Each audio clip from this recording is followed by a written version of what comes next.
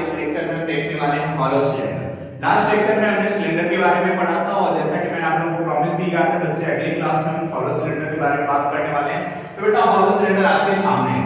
आप सभी लोगों ने घरों पे पाइप देखा होगा, जैसे मैं यहाँ पे देख रहा हूँ बेटा, मैं इस तरीके का एक स्ट्रक्चर मेरे पास है, ये स्ट्रक्चर देखिएगा। अभी ये स्ट्रक्चर पाइप का जैसे स्ट्रक्चर है, यहाँ पे ये जो है बेटा इसमें क्या दिख रही है आपको, विड्थ दिख रही है। मैं कैमरे के पास लाता हूँ, देखिएगा ये थोड़ी सी क्या दिख रही है, विड्थ दिख रही है।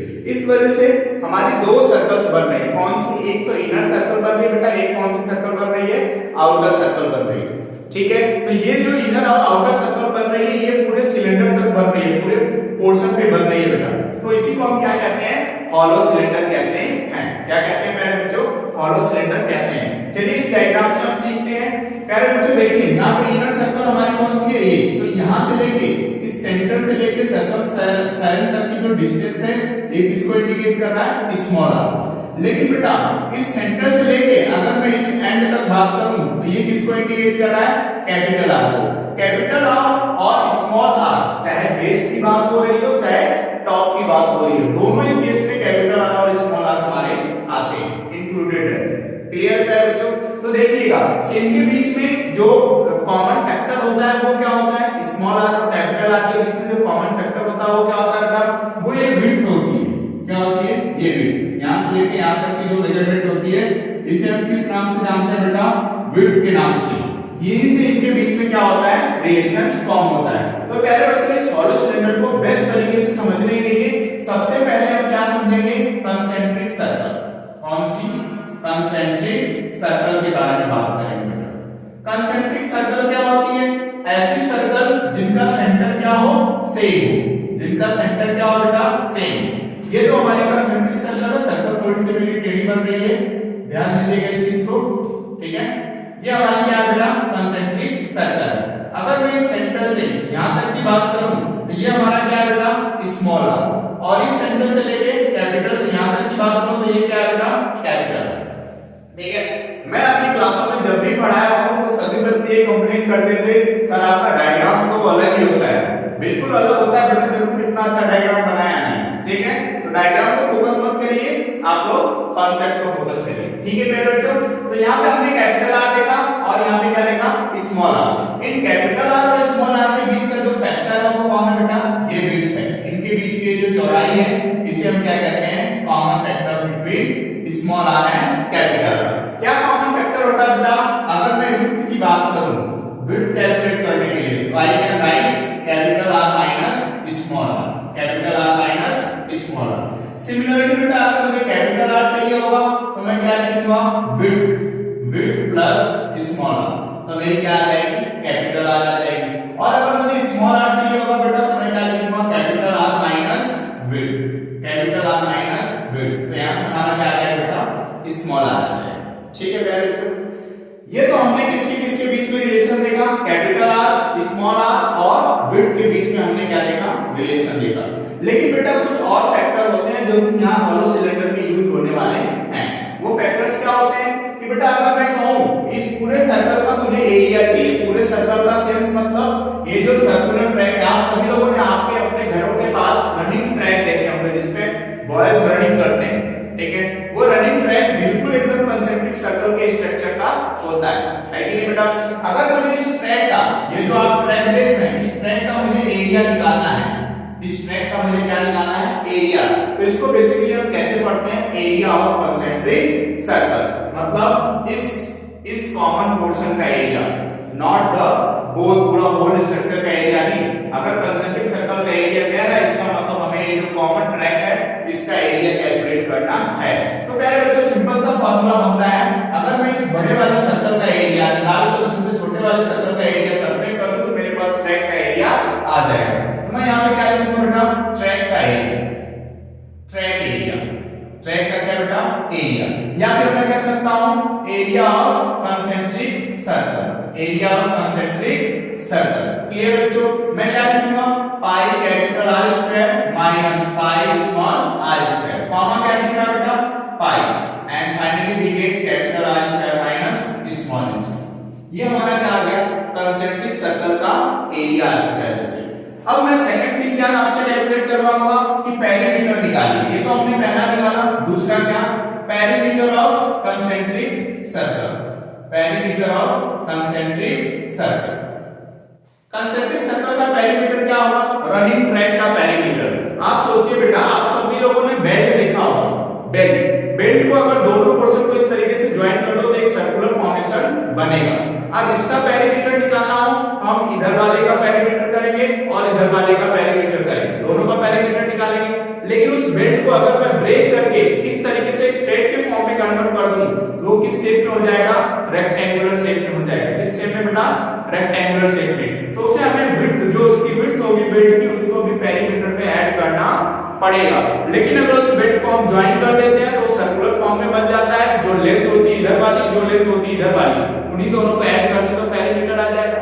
ध्यान से समझिएगा, ये जो इनर सर्कल है, ये जो इनर सर्कल है, इसका पेरीमीटर निकाल दें और ये जो आउटर सर्कल है, इसका पेरीमीटर निकाल दें, तो दोनों का पेरीमीटर ऐड कर दे तो जो हमारा रनिंग ट्रैक है बच्चे, उसका पेरीमीटर हमें मिल जाएगा, है कि नहीं। तो बेटा हम क्या लिखेंगे, पेरीमीटर ऑफ कंसेंट्रिक सर्कल के लिए हम क्या लिखेंगे, 2 pi small r plus 2 pi capital r। तो दोनों में से क्या कॉमन दिख रहा है बेटा, 2 पाई कॉमन दिख रहा है, तो क्या आ जाएगा, capital R plus small r। ये क्या है, हमारा कंसेंट्रिक सर्कल मतलब रनिंग ट्रैक का हमारा क्या आ गया, पेरीमीटर आ गया। अब हम चलते हैं बेटा अपने हॉलो सिलेंडर की तरफ और फर्स्ट फॉर्मूला देखेंगे CSA of hollow cylinder, CSA of hollow cylinder. जो सारा कांसेप्ट आपने सिलेंडर में देखा था सेम वही कांसेप्ट यहाँ पे है। यहाँ पे बस थोड़ी सी चेंजेस जो थे वो चेंजेस मैंने आपको कंसेंट्रिक सर्कल के तौर पे एक्सप्लेन कर दिया। इसका बेस जो है वो कैसा है, कंसेंट्रिक सर्कल, इसका टॉप भी कैसा है, कंसेंट्रिक सर्कल है। इसमें क्या है, ये विड्थ है, क्या है बच्चे, विड्थ है, ठीक है। तो अब हम यहाँ पे अगर CSA ऑफ हॉलो सिलेंडर की बात करते हैं तो हम क्या लिखेंगे, पेरीमीटर ऑफ बेस। जैसा कि हमने सब में लिखा था वही चीज हम यहाँ पे भी फॉलो करने वाले हैं बेटा, perimeter of base into height, perimeter of base into height. Perimeter क्या होगा बेटा, यहाँ पे मैंने आपको पहले इसीलिए कैलकुलेट कर दिया, this one is the perimeter of base of hollow cylinder. We will write 2 pi capital R plus small r into h, क्योंकि हाइट हमारी क्या है बेटा, इस हॉलो सिलेंडर की हमारी हाइट क्या होगी, यहां से यहां तक हाइट हम क्या लेंगे, h लेंगे।